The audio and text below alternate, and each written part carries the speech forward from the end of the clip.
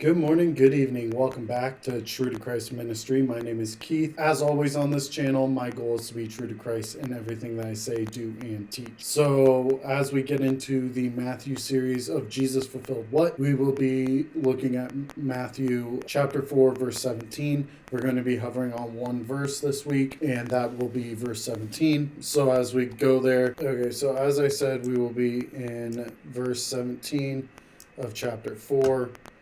We're going to highlight it so that we know where we're at. We're actually going to change the color actually to, let's go blue. Oops.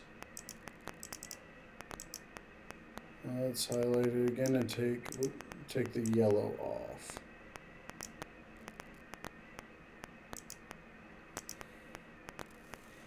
Okay, well, whatever.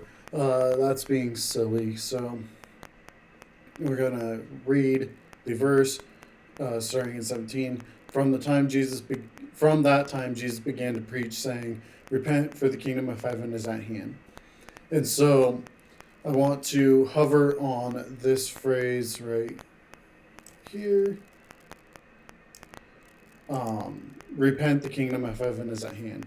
And so, as many of you know, I came from a hyper-charismatic background, and the pastor at that church likes to say that there's a differentiation between the gospel of Jesus Christ and the gospel of the kingdom. He's wrong.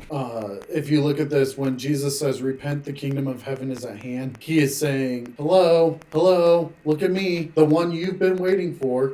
Your Jewish king is here. The one that's sent to save the lost, redeem Israel, and rule as king and high priest is here right now. That's the message of the kingdom of heaven.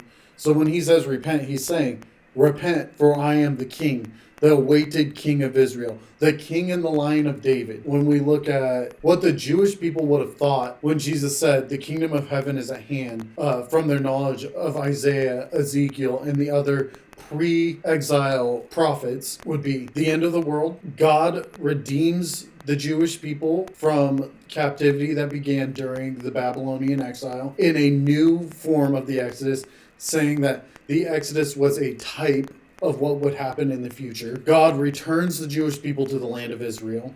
He restores the house of David and the temple in Jerusalem, creates a reigning king from the house of David, i.e. the Jewish Messiah, to lead the Jewish people and the world and usher in an age of justice and peace, that all nations would recognize that God of Israel is the only true God, the one and only God. He would resurrect the dead, and then that God creates a new heaven and a new earth. This mindset is drawn on later in the Gospels when Christ says that he is going to die.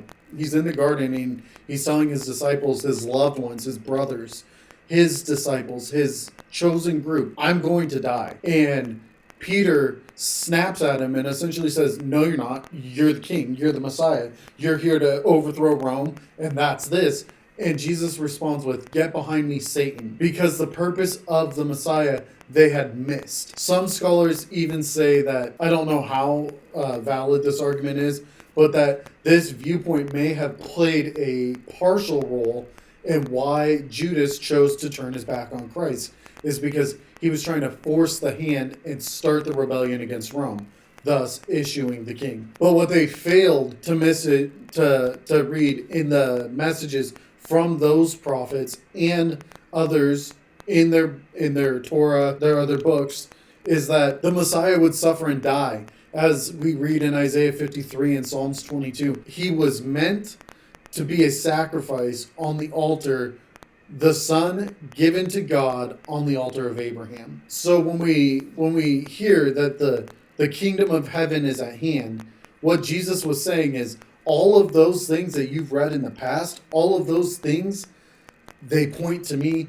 I am the culmination of all of those writings. I am the Christ, God's Son, sent to dwell with humans on earth and live, serve, and die in your place that you may have salvation. The gospel of the kingdom is the gospel of Jesus Christ. The gospel of the kingdom is the gospel of salvation. There is no differentiation between the two. And if you say otherwise, you are preaching a different gospel than what was passed down by the apostles, which was Christ crucified and Christ reigned as he rose victorious over death. And Paul says that if anyone comes to you and preaches a different gospel, that they should be accursed because it's a different gospel. They're leading you astray. So when we see this phrase, the kingdom of heaven is at hand, we need to be more critical in our thinking. What does it mean?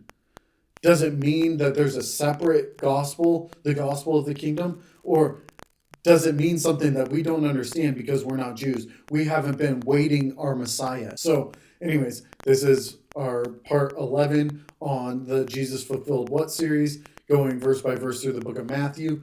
And it was a shorter video, a more in-depth on one verse video. But anyways, if you like this video, feel free to comment, like, subscribe, tell a friend, and I will catch you guys in the next video.